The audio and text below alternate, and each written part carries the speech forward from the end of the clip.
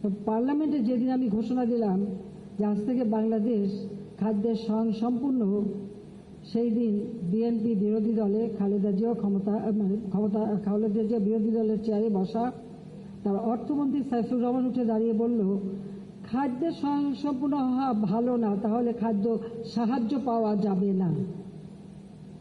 আপনারা একবার চিন্তা করে দেখেন যে তাদের চিন্তাধারাটা ছিল যে আমরা প্রতিনিয়ত অন্যের কাছে হাত পেতে চলব, অন্যের মুখাপেক্ষি হয়ে থাকব, আর ভিক্ষা চেয়ে খাবার এনে খাবো।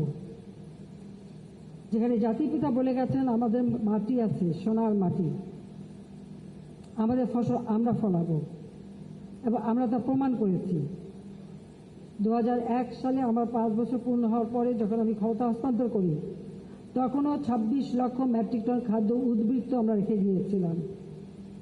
কিন্তু দুর্ভাগ্যের বিষয় হলো 2009 সালে যখন আবার সরকারে আসি, তখন দেখি সে 26 লক্ষ মেট্রিক টন উদ্বৃত্ত তো দূরের কথা, বরং ওই 26 লক্ষ না 30 লক্ষ মেট্রিক টন খাদ্য ঘাটতি রয়েছে বাংলাদেশে।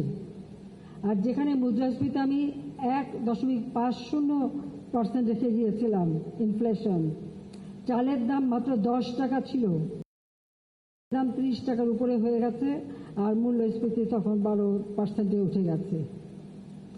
তার উপর বিশ্বব্যাপী অর্থনৈতিক মন্দা, সেই এবং রিজার্ভ 1 বিলিয়নও না কম, সেই অবস্থায় কিন্তু বাংলাদেশকে আমরা এগিয়ে নিয়ে গেছি।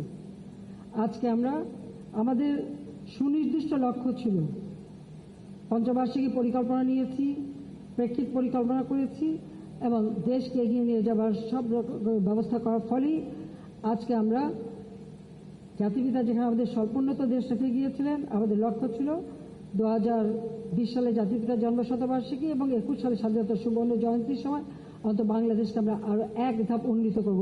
আজকে আমরা উন্নয়নশীল দেশের মর্যাদা পেয়েছি, 2026 সাল থেকে তা শুরু হবে। এরই মধ্যে আমাদের প্রস্তুতি নিতে হবে, আর সেই প্রস্তুতিতে একদিকে যেমন গণমানুষের খাদ্য নিরাপত্তা নিশ্চিত করতে হবে, তাদের স্বাস্থ্য সুরক্ষার ব্যবস্থা করতে হবে, সেই সাথে সাথে আমিষ সরবরাহের জন্য আমাদের হাঁস মুরগি পশু পাখি যা কিছু দরকার, কারণ আমাদের আমিষ আমরাই তৈরি করব, আমাদের দেশের মানুষকে দেবো। আমাদের লক্ষ্য প্রথম হলো খাদ্য নিরাপত্তা দেওয়া, দ্বিতীয় হলো পুষ্টি নিশ্চয়তা দেওয়া। এখন আমরা সেই পদক্ষেপই হাতে নিয়েছি। আজকে আমি এটুকু বলবো যে আমাদের যারা আমরা প্রথমবার সরকারে এসেই আমাদের যারা নতুন উদ্যোক্তা, তাদেরকে অনেক সময় বিনা জামানতেও আমরা ঋণ দেওয়া শুরু করি, কর্মসংস্থান ব্যাংক করি, তার মাধ্যমে ঋণ দিই, যুব সমাজকে উৎসাহিত করি, এবং আধুনিক প্রযুক্তি শিক্ষার ব্যবস্থা দেওয়া, সেই সমস্ত পদক্ষেপ আমরা কিন্তু তখন নিয়েছিলাম। এবং পুষ্টির জন্য যা যা দরকার, মাছ মাংস দুধ ডিম উৎপাদনে ব্যাপকভাবে পদক্ষেপ নিই। 2001 সালে বিএনপি সরকার এসেই মনে হলো যেন যে পদক্ষেপগুলি নিয়েছে সেগুলোকেই যেন তাদের হামলা। অনেকের পোলট্রি ফার্মে বোমা মেরেছে, বোমা মেরে মুরগি মেরে ফেলে দিয়েছে, খামারের থেকে গরুগুলি নিয়ে কেটে খেয়ে ফেলেছে, গাছগুলি পেঁপে গাছ থেকে শুরু করে যেমন ফলের গাছগুলি কেটে ফেলে দিয়েছে। যেখানেই আমাদের আওয়ামী লীগের নেতৃবৃন্দ ছিল, প্রত্যেকে এইভাবে তারা ক্ষতিগ্রস্ত করার চেষ্টা করেছে। তারা এটা হিসাব করেনি যে দেশের জন্য কত ক্ষতি হবে, সে চিন্তা তাদের মাথায় ছিল না। তারা আমদানি করবে, ব্যবসা করবে, ওই দিকে তাদের চিন্তা। আর আমাদের হচ্ছে আমরা আমাদের নিজেদের পায়ে নিজেরা দাঁড়াবো।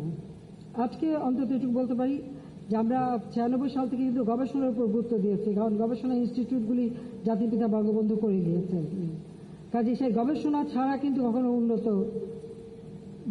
জাত বা অধিক ফসল ফলন সম্ভব না।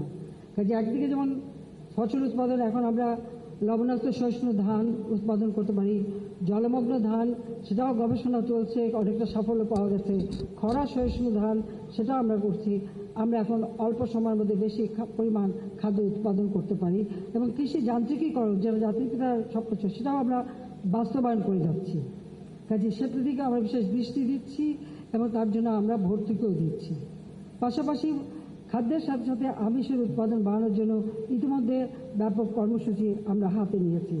আপনারা জানেন যে ইতিমধ্যে আপনারাই বলেছেন যে আমাদের প্রত্যেকটা ক্ষেত্রে আমরা আমাদের গবাদি পশু, যা বিএনপির আমলে 2006 সালে ছিল মাত্র 4 কোটি 23 লক্ষ, এখন 7,98 লক্ষ, প্রায় 2 গুণ বৃদ্ধি করা সম্ভব হয়েছে।